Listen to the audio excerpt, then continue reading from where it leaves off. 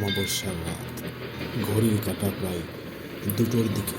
ভাগীরথীর তীর ঘেঁষে railway junction, মুর্শিদাবাদের আজিমগঞ্জ জংশন। বহু বছর পুরাতন একটি জংশন। এই জংশনটিকে পাশ কাটিয়ে যাওয়া যায় না, একে অতিক্রম করতে হয়। কিন্তু রাত্রি হলে স্টেশনে যেন মৃত শহরের মতো চারিদিক নিস্তব্ধ হয়ে পড়ে। 6টা প্ল্যাটফর্মের এখন শুধু 5 নম্বর প্ল্যাটফর্মে একটা মালগাড়ি দাঁড়িয়ে আছে, যার ইঞ্জিনটা অন্ধকারে দৈত্যের মতো হাঁসফাঁস করছে। বাকি প্ল্যাটফর্মগুলো অন্ধকার আর শূন্যতার ক্যানভাস মাত্র। আমি অর্ঘ্য, একজন সাধারণ যাত্রী। হাওড়ার দিকে একটি ট্রেনের অপেক্ষায় দীর্ঘশ্বাস ফেলছি। ট্রেন লেট, 4 ঘন্টার উপর লেট।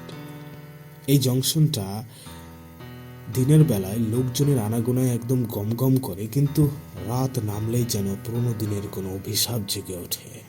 এই এলাকা ভাগীরথীর তীরে গড়ে ওঠা বসতি কেমন যেন ভারী ভারী মনে হয়। যাই হোক, প্ল্যাটফর্মের লম্বা বেঞ্চে আমি একা বসে। পুরোনো হলদেটে আলোটা শুধু আশেপাশে যতটুকু সাহস জোগাচ্ছে আর কি। বাকিটা গাঢ় অন্ধকার, যা প্ল্যাটফর্মের শেষ সীমা আর দূরে নলহাটি লাইনের মোড়কে গিলে নিয়েছে।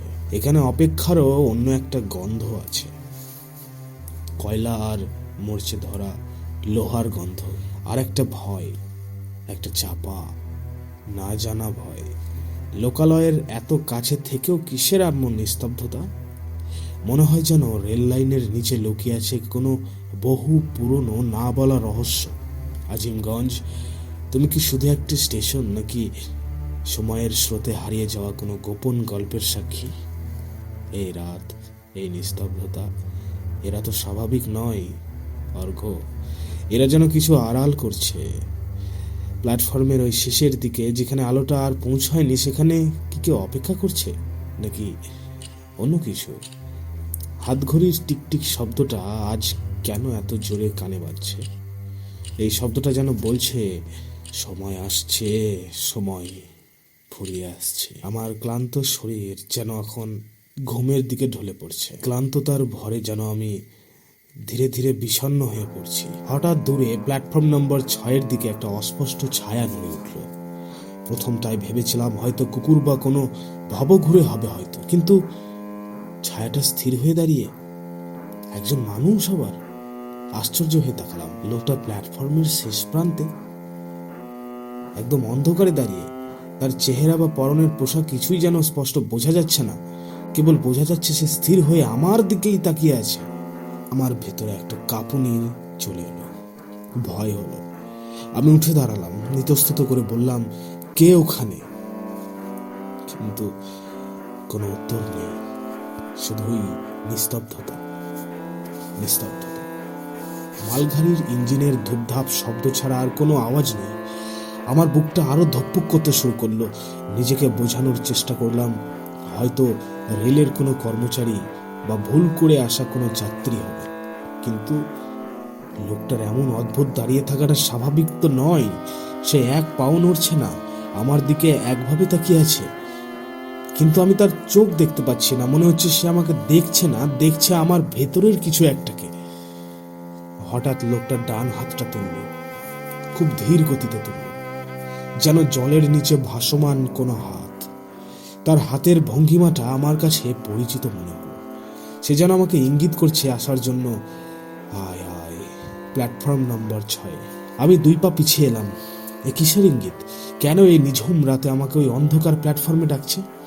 মনে পড়ল ছোটবেলায় শোনা নানান গল্প, যা এই এলাকার পুরনো জমিদার বাড়ি আর নদীর পার নিয়ে প্রচলিত ছিল। আমি বললাম, যাচ্ছি না, আমি যাব না।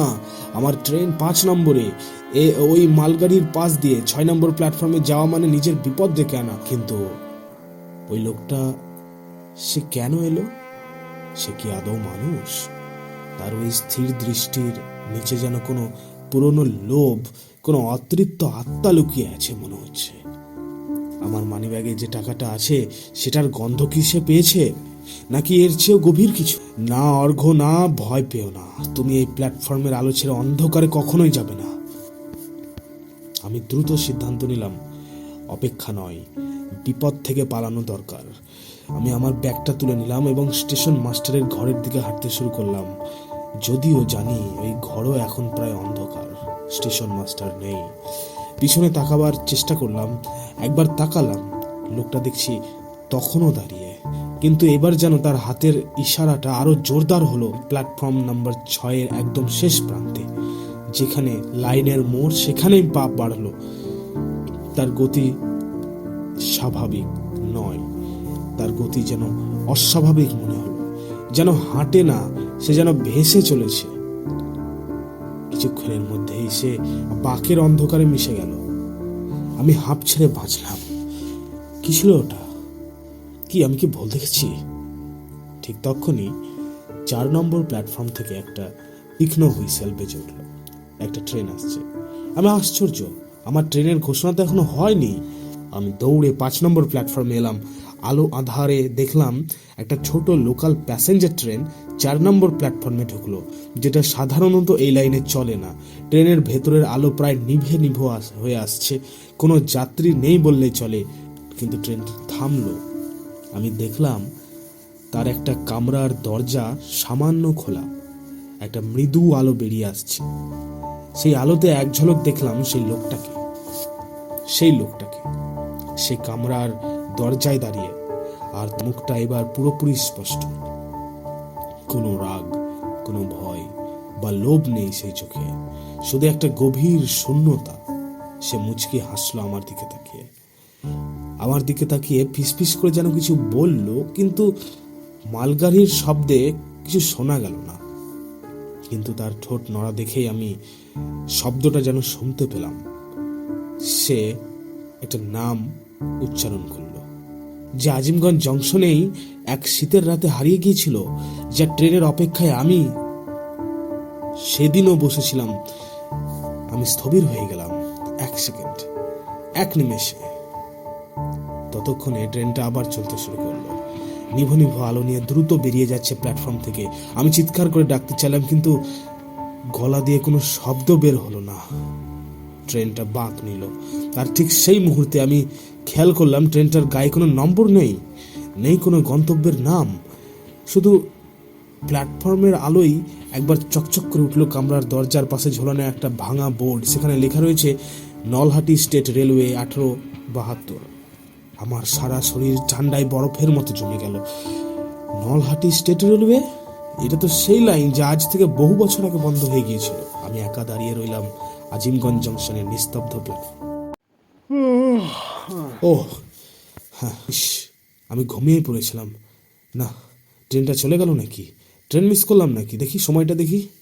না, যাক, বেঁচে গেছি। ক্লান্তিতে যেন ঘুমের দিকে ঢলে পড়েছিলাম। আমি একা বসে আছি এখনো আজিমগঞ্জ জংশনের সেই নিস্তব্ধ প্ল্যাটফর্মে।